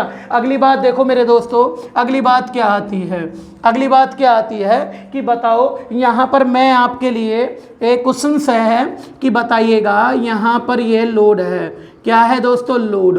अब लोड करंट है यहां पर 5 एम्पियर की। कितने एम्पियर की? 5 एम्पियर की। अब बताओ पूरी करंट 5 एम्पियर की पूरे सर्किट में बहेगी नहीं बहेगी? प्रवाहित होगी ना। अगर बताइएगा अगर लोड धारा यहां पर 5 की जगह 8 हो जाए, हाँ, तो पहले कितनी बह रही थी? 5 एम्पियर की। कितनी? 5 की। जब बेटा पहले 5 की तो फील्ड वाइंडिंग में 5 एम्पियर की करंट चल रही थी, चुंबक 5 एम्पियर की धारा के अनुसार बन रहा था। अब कितनी हो गई? 8 एम्पियर। इसका मतलब करंट बढ़ चुकी है। जब लोड पर करंट बढ़ेगी तो ये बढ़ी हुई धारा आर्मेचर में, आर्मेचर से किस में जाएगी? फील्ड वाइंडिंग में। तो पहले तो 5 थी फील्ड वाइंडिंग में, अब कितनी होगी? 8, यानी कि 3 एम्पियर बढ़ गई। तो इसका मतलब मेरे दोस्तों फील्ड वाइंडिंग में चुंबकीय फ्लक्स बढ़ेगा, और जब लोड धारा बढ़ेगी तो इस करंट फील्ड वाइंडिंग में जाने के कारण चुंबकीय फ्लक्स बढ़ेगा, और चुंबकीय फ्लक्स बढ़ने के कारण इसकी वोल्टेज बढ़ेगी, टर्मिनल वोल्टेज। तो याद रखना लोड बढ़ाने पर तुमसे क्वेश्चन पूछेगा कि बताओ लोड बढ़ाने पर डीसी सीरीज जनरेटर की टर्मिनल वोल्टेज क्या होती है? तो टर्मिनल वोल्टेज मेरे दोस्तों क्या होगी? घटेगी कि बढ़ेगी? बढ़ेगी ना। बोलो समझ में। अब याद रखना जिसकी वोल्टेज बढ़ जाती है, जिसकी वोल्टेज बढ़ जाती है तो उसके जो अभिलक्षण होते हैं वो होते हैं राइजिंग। क्या होते हैं? राइजिंग। ये क्वेश्चन भी पेपर में आ सकता है। राजस्थान बिजली विभाग में डीसी शंट का पूछ लिया है कि बताओ डीसी शंट के अभिलक्षण कैसे होते हैं, उसको मैं कल बताऊंगा। उसके ड्रूपिंग होते हैं, इसके राइजिंग। राइजिंग को बोलते हैं उठमा। उठमा क्यों बोला जाता है इसके अभिलक्षण को? क्यों? क्योंकि इस प्रकार के जनरेटर में जब लोड धारा बढ़ती है, क्या धारा बढ़ती है? लोड धारा। आराम से सुनो, जब जनरेटर में लोड धारा का मान बढ़ता है तो मैंने बताया तीनों धारा समान रहेगी इसमें। तो पहले 5 थी, अब कितनी हो गई? 8। 8 में कितनी बढ़ गई है? 3। जब 3 एम्पियर की धारा फील्ड वाइंडिंग में ज्यादा जाएगी, चुंबकीय फ्लक्स बढ़ेगा और वोल्टेज का मान भी बढ़ेगा। तो देखिएगा अगला नोट, इस जनरेटर में इस जनरेटर में लोड बढ़ने पर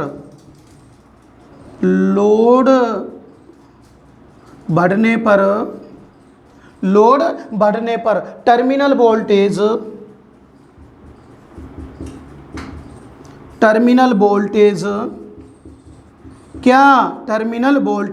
बढ़ने के कारण सही है ना, टर्मिनल वोल्टेज बढ़ने के कारण इसके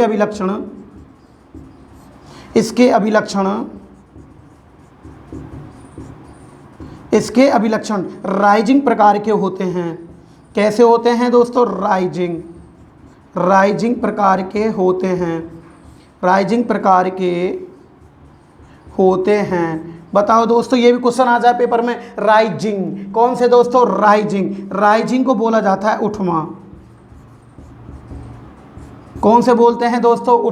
उठवा प्रकार के इसके विलक्षण होते हैं। बताओ समझ में आया कि नहीं आया? एक बार और पॉइंट समझाऊंगा फिर आगे भागेंगे। तो बताओ, आर्मेचर, हाँ, फील्ड वाइंडिंग, हाँ, और लोड, ये तीनों श्रेणी क्रम में लगे होते हैं, जिसके कारण आर्मेचर धारा, सीरीज धारा और लोड धारा तीनों का मान समान होता है। बोलो ये समझ में आया कि नहीं आया? अगली बात, आर्मेचर बाइंडिंग के टर्मिनल की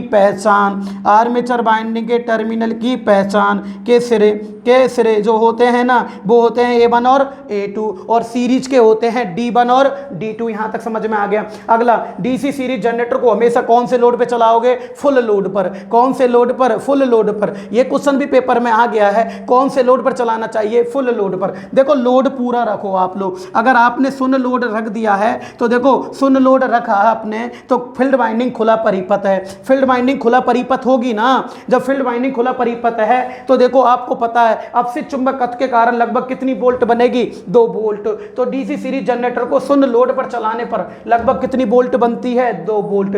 अगला, इस प्रकार के जनरेटर में लोड धारा बढ़ेगी। तो देखो, पहले 5 थी, अब मैंने 8 एम्पियर कर दी। तो बताओ, लोड करंट बढ़ी हुई करंट किस में जाएगी? फील्ड वाइंडिंग में भी जाएगी। क्यों? क्योंकि तीनों समान रहते हैं ना। जब फील्ड वाइंडिंग में भी करंट बढ़ेगा तो चुंबकीय फ्लक्स का मान भी बढ़ेगा और वोल्टेज का मान भी बढ़ेगा। तो इसमें लोड बढ़ने पर टर्मिनल वोल्टेज बढ़ जाती है, आउटपुट में वोल्टेज ज़्यादा आती है मेरे दोस्तों। जब टर्मिनल वोल्टेज बढ़ेगी ना, तो इसके कारण इसके अभिलक्षण राइजिंग होंगे। कौन से होंगे? राइजिंग। अगर लोड बढ़ने पर टर्मिनल वोल्टेज घट जाती तो इसके होते ड्रूपिंग। कौन से होते हैं? ड्रूपिंग। बोलो समझ में आया कि नहीं आया? क्लियर हुआ कि नहीं हुआ? फटाफट स्क्रीनशॉट लो, जमा के जल्दी से जल्दी ले लो। हाँ जी, अभी डीसी सीरीज जनरेटर हुआ नहीं है। बोलो क्लियर हो गया ना? ले लिया ना स्क्रीनशॉट? अब देखो, अब क्या होता है इसके बाद में, अब जो एक बात आती है, एक बात और है आपकी बूस्टर की। किसकी दोस्तों? बूस्टर की। अब बूस्टर क्या कहता है कि मैंने बताया ना कि ट्रांसमिशन लाइन में इसको श्रेणी क्रम में लगाया जाता है। बोलो यहाँ तक समझ में आया ना? किस क्रम में लगाओगे आप लोग? श्रेणी क्रम में। अब बताओ, अब देखो मैं क्वेश्चन बना रहा हूँ। जो पहला क्वेश्चन है, इसका क्वेश्चन देखो, क्वेश्चन चलेंगे कि बताओ ट्रांसमिशन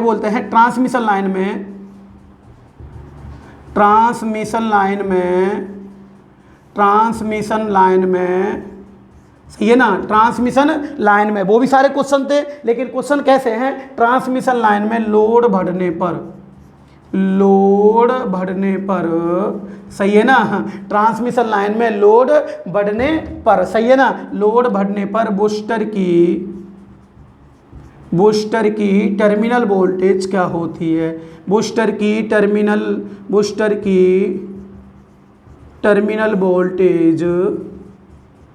वोल्टेज क्या होती है? एसएससी जेई के पेपर में क्या होती है? एसएससी जेई के पेपर में क्वेश्चन आ चुका है। अब बताओ मेरे दोस्तों, ट्रांसमिशन लाइन में लोड बढ़ने पर बूस्टर की टर्मिनल वोल्टेज क्या होती है?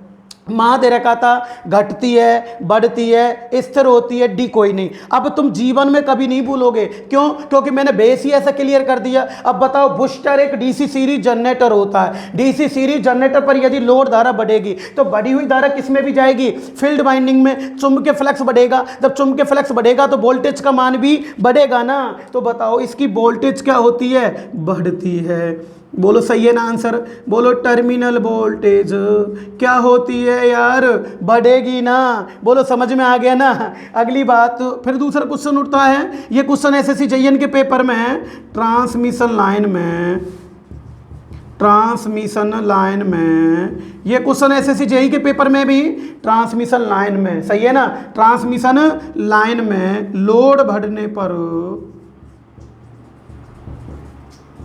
लोड बढ़ने पर, सही है ना बेटा दोस्तों, लोड बढ़ने पर क्या होता है, ऐसे क्वेश्चन है, क्या होता है, ऐसा है, ट्रांसमिशन लाइन में लोड बढ़ने पर क्या होता है, यदि बूस्टर जनरेटर लगा होता है, यदि बूस्टर जनरेटर लगा होता है, लगा होता है, सही है ना, क्या लगा होता है, बूस्टर जनरेटर। तो देखिएगा कि जनरेटर की ए, ऑप्शन में ए है, जनरेटर की वोल्टेज, जनरेटर की वोल्टेज, सही है ना, जनरेटर की वोल्टेज प्रारंभ में बढ़ती है,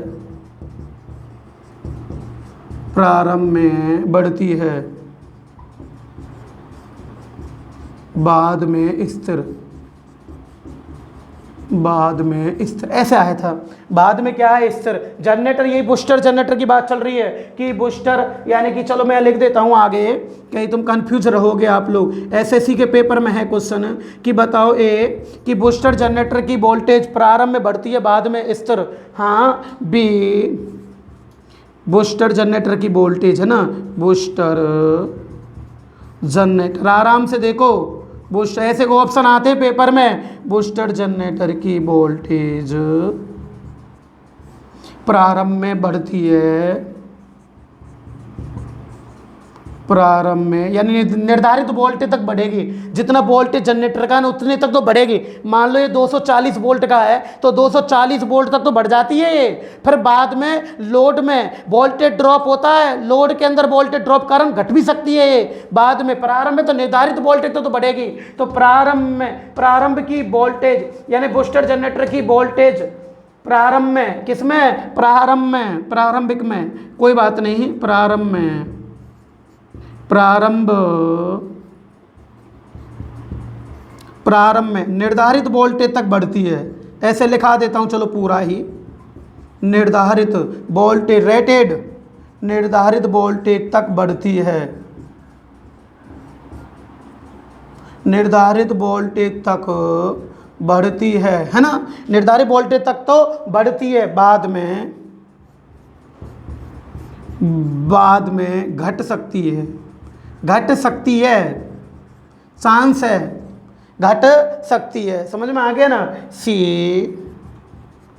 यह प्रारंभ में, यह प्रारंभ में घटती है, यह प्रारंभ में क्या होती है दोस्तों, घटती है, ऐसे। और डी आएगा कोई नहीं। अब देखो आप बताओ, ट्रांसमिशन लाइन में लोड का मान बढ़ने पर, ट्रांसमिशन लाइन में लोड का मान बढ़ने पर क्या होता है यदि बूस्टर जनरेटर लगा होता है। ये क्वेश्चन एसएससी जेईई के पेपर में आ चुका है। अब बताओ दोस्तों, अब मैं बताता हूं, देखो अगर बूस्टर जनरेटर है, लाइन में लग रहा है ये, अगर लोड बढ़ेगा तो बढ़ी हुई धारा फील्ड बाइंडिंग में जाएगी, हाँ, तो फील्ड बाइंडिंग में जाने के बाद में यह प्रारंभ में यानी कि चुंबक बढ़ेगा और वोल्टेज का मान भी बढ़ेगा। लेकिन अगर यह 240 वोल्ट का है तो 240 वोल्ट तक बढ़ सकता है, यानी कि निर्धारित वोल्टेज तक तो बढ़ेगा, निर्धारित वोल्टेज तक तो बढ़ेगा, बाद में ये लोड में वोल्टेज ड्रॉप होने के कारण घट भी सकता है। तो निर्धारित वोल्टेज तक तो बढ़ता है और बाद में घट भी सकता है। तो आंसर क्या आएगा इसका, बी आएगा। क्या आएगा दोस्तों, बी आएगा। बोलो समझ में आया कि नहीं आया, क्या आएगा मेरे दोस्तों, बी आएगा। फटाफट उतारो इसका स्क्रीनशॉट और ले लो जल्दी, इसका स्क्रीनशॉट ले लो फटाफट, इसका स्क्रीनशॉट ले लो। हाँ जी, ले लिया ना। हाँ, अब देखो इसके बाद में क्वेश्चन आ रहे हैं। देखो आपको मैंने सारी चीज करा दी, आप डीसी सीरीज जनरेटर पर चेक करके देखना, आपके सारे के सारे क्वेश्चन हो जाएंगे। अब देखो, अब देखना अब क्या होता है। अब अगला जो क्वेश्चन है वो है, देखो एक डीसी सीरीज जनरेटर, एक ऐसे करेंगे, एक 240 वोल्ट का DC series generator, DC series generator, सही है ना, जनरेटर, अरे राइट है ना, डीसी सीरीज जनरेटर। शून्य लोड पर, कैसे लोड पर दोस्तों, शून्य लोड पर, हाँ जी, कैसे लोड पर, शून्य लोड पर, यानी कि नो लोड, क्या दोस्तों, नो लोड पर पूर्ण गति से चलता है। कैसी गति, पूर्ण गति जितनी है, पूर्ण गति से चलता है। सही है ना, कैसी गति से चलता है, पूर्ण गति से चलता है, तो प्रेरित वोल्टेज क्या होगी, प्रेरित वोल्टेज क्या होगी।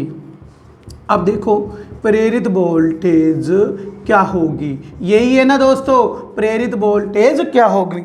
अब बताओ, मैंने बताया ना अभी, अगर लोड हटा दोगे आप लोग, सही है ना, लोड हटा दिया, 240 वोल्ट का लोड हटा दिया आपने, नो लोड, लोड नहीं है, लोड नहीं है, शून्य लोड पर है जनरेटर।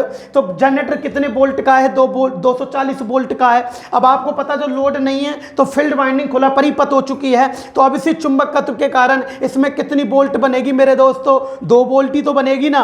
कितनी वोल्ट बनेगी, 2 वोल्ट ही बनेगी ना। इसका मतलब है मेरे दोस्तों, उसमें ये यूपी बिजली बोर्ड 2016 के जयन के पेपर में आ चुका है, यूपी बिजली बोर्ड 2016 के जयन के पेपर में आ चुका है। तो दोस्तों बताइएगा, 2 वोल्ट, बी में आया था 0 वोल्ट, सी में आया था 240 वोल्ट और डी में आया था 340 वोल्ट, ये आया था। काफी लड़के इसको भी करके आए, काफी लड़के इसको भी करके आए। हाँ, तो जो को बताओ कौन सा लोड है दोस्तों, शून्य लोड। लोड हटा दोगे फील्ड वाइंडिंग खुला परिपथ हो जाएगी ना, तो बताओ आंसर क्या आएगा, 2 वोल्ट। 2 वोल्ट क्यों आया है, किसके कारण आया है, अपसित चुंबकत्व के कारण आया है। बोलो समझ में आया ना, अपसित चुंबकत्व के क्या है, कारण आया है ना। तो लिखो फटाफट, इसका भी स्क्रीनशॉट ले लो फटाफट, क्वेश्चन का फिर नेक्स्ट क्वेश्चन करा दूंगा मैं आपको।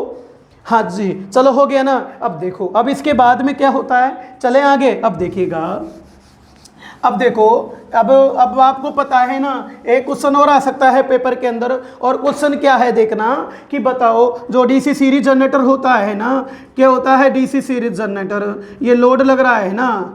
अगला चलो यहाँ ही दे देते हैं इसको, अगला DC series generator, DC series generator, DC series generator में फील्ड धारा का मान बढ़ने पर, फील्ड धारा का मान बढ़ने पर, फील्ड धारा का मान बढ़ने पर प्रेरित वोल्टेज क्या होती है, प्रेरित वोल्टेज क्या होती है, यही है ना, प्रेरित वोल्टेज क्या होती है। हाँ जी, यही पूछ रहा है आपसे कि प्रेरित वोल्टेज क्या होती है। तो बताओ ऑप्शन नंबर ए, सब लोग फटाफट बताओ आंसर, घटती है। फटाफट, फील्ड धारा है, अब आंसर आने चाहिए आपके, बढ़ती है। अब जल्दी जल्दी बताओ, घटती है, बढ़ती है। सी स्थिर, फिर मैं बताऊंगा आपको, समझाऊंगा कैसे हुआ, स्थिर, और डी आएगा कोई नहीं। अब बताओ दोस्तों, कौन सी धारा, फील्ड धारा, फील्ड वाइंडिंग की धारा मेरे दोस्तों। बताओ, ये रही फील्ड धारा, ये फील्ड वाइंडिंग है। फील्ड वाइंडिंग में जो धारा बहेगी ना, उसे फील्ड धारा कहा जाता है। तो बताओ, जब इस फील्ड वाइंडिंग में धारा जाएगी तो चुंबकीय फ्लक्स अधिक बनेगा। जब जनरेटर के अंदर चुंबकीय फ्लक्स अधिक बनेगा ना, तो वोल्टेज घटेगी कि बढ़ेगी, बढ़ती है ना। चुंबक करंट बढ़ा, चुंबक बढ़ी, और जितना भी मैग्नेटिक फ्लक्स बनेगा इसके अंदर, तो वोल्टेज का मान मेरे दोस्तों घटेगी कि बढ़ेगी, बढ़ेगी ना। तो आंसर क्या आएगा, बढ़ती है। बोलो क्लियर हो गया ना, कोई दिक्कत तो नहीं है ना, समझ में आ रहा है ना। अब देखो अगला पॉइंट है कि बताओ DC series generator, DC series generator की वोल्टेज रेगुलेशन, की voltage regulation, DC series generator की वोल्टेज रेगुलेशन क्या होती है। यह है क्वेश्चन, डीसी सीरीज जनरेटर की वोल्टेज रेगुलेशन क्या होती है। एसएससी जेई के पेपर में आ चुका है। ऑप्शन नंबर ए धनात्मक, ऑप्शन नंबर ए क्या है, धनात्मक, बी ऋणात्मक, बी क्या है, ऋणात्मक। प्लीज मजा आ रहा है ना दोस्तों, समझ में आ रहा है ना सारी चीज। सी शून्य, और डी है अनंत। अब देखो इसमें क्या है कि बताइएगा कि बताओ वोल्टेज रेगुलेशन इसकी क्या होती है डीसी सीरीज जनरेटर की। तो मैं बता रहा हूं आपको, मैं अभी आपको वोल्टेज रेगुलेशन नेक्स्ट पॉइंट में पढ़ाऊंगा इसका भी, लेकिन थोड़ा सा यहाँ क्वेश्चन हल करना जरूरी है। अब हल करने के लिए क्या करोगे, आप लोग को पता है वोल्टेज रेगुलेशन होता है no load voltage minus full load voltage, यानी कि no load voltage minus full load voltage का अंतर ही वोल्टेज रेगुलेशन कहलाता है। यानी कि जब लोड नहीं था उसका वोल्टेज और फुल लोड का वोल्टेज का जो अंतर आता है उसे ही मेरे दोस्तों वोल्टेज रेगुलेशन कहा जाता है। ये लाइनमैन के पेपर में भी आ चुका है, परिभाषा आ चुकी है कि बताओ नो लोड वोल्टेज और फुल लोड वोल्टेज का अंतर क्या कहलाता है, क्या कहलाएगा, वोल्टेज रेगुलेशन। यह पॉइंट मैं तुमको आने वाले पॉइंटों में आगे पढ़ाऊंगा, इसी जनरेटर में पढ़ाऊंगा, लेकिन परिभाषा चल रही है। वैसे इसका formula no load voltage full load voltage into 100 होता है ना, ये फुल लोड आएगा। लेकिन आपको उससे नहीं करना, भी मैं फॉर्मूला नहीं करा, मैं परिभाषा से इस क्वेश्चन को सही करूंगा। हल करेंगे तो देखो no load voltage minus full load voltage, तो बताओ नो लोड, जब इसको नो लोड थी, जब शून्य लोड था इस पर, तो बताओ नो लोड पर जब लोड नहीं था तो कितनी वोल्टेज आ रही थी इस पर, 2 वोल्ट। कितनी आ रही थी, 2 वोल्ट, सही है ना। और मैंने बताया जब लोड डल गया इस पर, जब आपने फुल लोड डाल दिया तो ये 224 वोल्ट का है, तो बताओ फुल लोड पर ये पूर्ण वोल्टेज बनाएगा कि नहीं बनाएगा, अरे बनाएगा ना। तो माना फुल लोड पर इसने पूर्ण वोल्टेज 230 वोल्ट बना दी, तो बताओ 2 में से 230 जाएंगे तो माइनस के कितने आएंगे दोस्तों, 228 आएंगे ना। तो इसका मतलब होता है कि बताओ शून्य लोड और फुल लोड का जो अंतर आता है उसे वोल्टेज रेगुलेशन कहते हैं।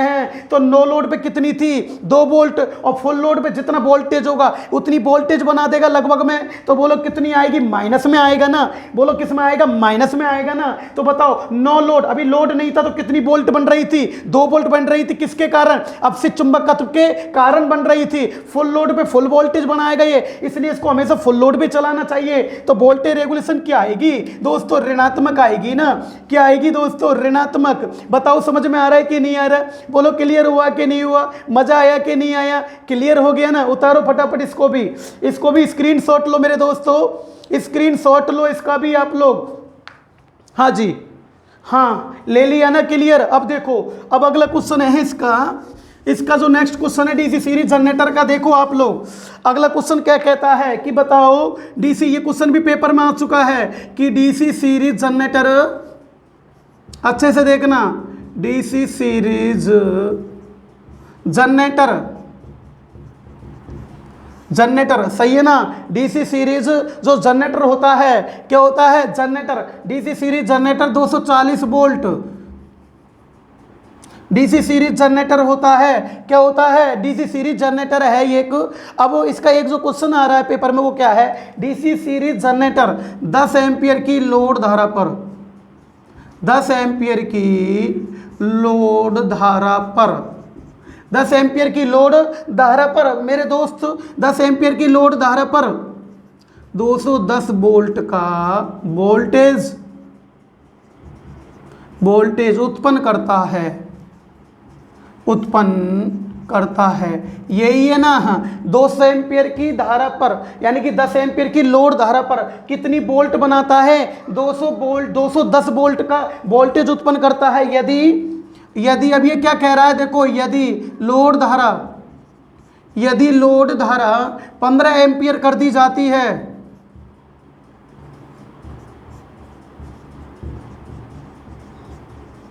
15 एम्पियर कर दी जाती है, तो प्रेरित वोल्टेज क्या होगी। ये क्वेश्चन, प्रेरित वोल्टेज क्या होगी, यह क्वेश्चन ध्यान रखना। पावर ग्रिड के पेपर में, यह जयन के पेपर में क्वेश्चन आ चुका है, पावर ग्रिड के पेपर में आ चुका है क्वेश्चन है डीसी सीरीज जनरेटर में 10 एम्पियर की लोड धारा है मेरे दोस्तों। कितने एम्पियर की है, 10 एम्पियर की लोड धारा है। वोल्टेज कितना है, 210 वोल्ट है। यदि लोड धारा को मैं कितना कर दूं, 15 एम्पियर, पहले कितनी थी 10, अब कितनी बन गई 15। अब बताओ 15 एम्पियर की धारा इसमें होती हुई किस में जाएगी, फील्ड वाइंडिंग में। बताओ चुंबकीय फ्लक्स का मान घटेगा कि बढ़ेगा, तो उत्पन्न वोल्टेज क्या होगी। ऑप्शन नंबर ए मेरे दोस्तों, ऑप्शन क्या थे उसके, ऑप्शन थे 210 वोल्ट, बी था 210 वोल्ट से कम,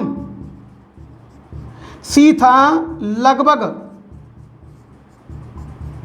2 वोल्ट, लगभग कितने वोल्ट है, 2 वोल्ट। फिर डी था 210 वोल्ट से अधिक, ये था, बोलो 210 वोल्ट से अधिक। अब बताओ एक बार और देखो मेरे दोस्तों, बताओ कौन सा generator DC series, DC series generator में पहले कितनी लोड धारा थी, 10 पे कितना बना रहा था, 210। अब कितनी कर दी आपने, 15, तो 200 तो 15 एम्पीयर कर दी मेरे दोस्तों। जब 15 एम्पीयर की धारा, बढ़ी हुई धारा किस में जाएगी, फील्ड वाइंडिंग में। जब फील्ड वाइंडिंग में करंट बढ़ेगी तो चुंबकीय फ्लक्स का मान भी बढ़ेगा। जब चुंबकीय फ्लक्स का मान बढ़ेगा ना, जब चुंबकीय फ्लक्स का मान बढ़ेगा तो वोल्टेज का मान भी बढ़ेगा। बोलो राइट है ना, अरे वोल्टेज का मान भी बढ़ेगा। आंसर क्या आएगा दोस्तों, 210 वोल्ट से क्या आएगा, अधिक आएगा। छापो, इसको भी छापो दोस्तों, इसको भी छापो जल्दी, फिर अपन स्क्रीनशॉट ले लो। फिर आगे एक क्वेश्चन लास्ट रह गया, उसको लिखा देता हूं, जो टैग उसमें यूपी बिजली बोर्ड के पेपर में आ चुका है के में, जल्दी उतारो। हाँ जी, ले लिया ना। अब देखो, अब लास्ट क्वेश्चन है आज का, फिर मैं कल इसका वोल्टेज कंट्रोल कराएंगे डीसी सीरीज जनरेटर का। हाँ जी, देखिएगा। अब क्या होता है कि आपसे पूछा गया था कि बताओ DC series generator, DC series generator पूर्ण वोल्टेज कब बनाता है, पूर्ण वोल्टेज कब बनाता है, डीसी सीरीज जनरेटर पूर्ण वोल्टेज कब बनाता है। ऑप्शन नंबर ए था आधे लोड पर, आधा लोड पर, बी लोड शून्य होने पर,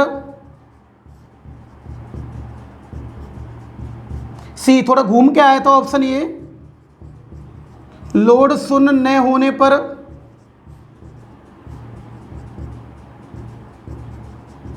सही है ना, लोड शून्य न होने पर। और डी आया था इसका 1/4 लोड होने पर,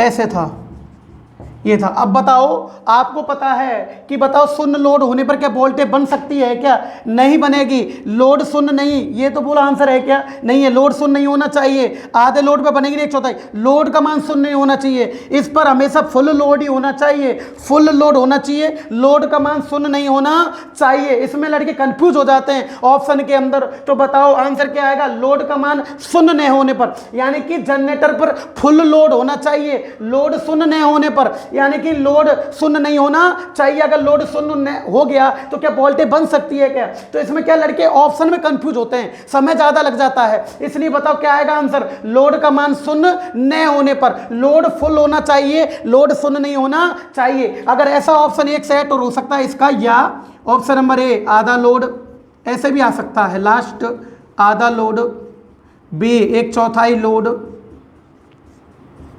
सी शून्य लोड, ऐसा भी हो सकता है ना, शून्य लोड। और डी आएगा फुल लोड। बताओ आंसर क्या आएगा इसमें, फुल लोड। फुल लोड ही होना चाहिए ना, इसमें क्या आएगा, शून्य लोड नहीं होना चाहिए। फटाफट स्क्रीनशॉट लो मेरे दोस्तों। हाँ जी, ले लिया ना। अब देखो, आज का पॉइंट था, मैं आज तुम्हें विद्युत चुम्बकीय जनरेटर पढ़ाया था। विद्युत चुम्बकीय जनरेटर 3 प्रकार के होते हैं मेरे दोस्तों, एक है डीसी सीरीज जनरेटर, दूसरा है डीसी शंट और तीसरा है डीसी कंपाउंड। फिर कल मिलेंगे अपन मॉर्निंग में, वही 7 बजे मिलूंगा आपसे दोस्तों, और उसके अंदर पढ़ाया जाएगा। अभी डीसी सीरीज जनरेटर कंप्लीट नहीं हुआ है, अभी तो अपन इसका कल वोल्टेज को कंट्रोल करेंगे, वोल्टेज को कम ज्यादा करेंगे, कैसे कम ज्यादा वोल्टेज होगी, समझ में आ गया ना दोस्तों। फिर डीसी शंट जनरेटर पढ़ाएंगे मेरे दोस्तों।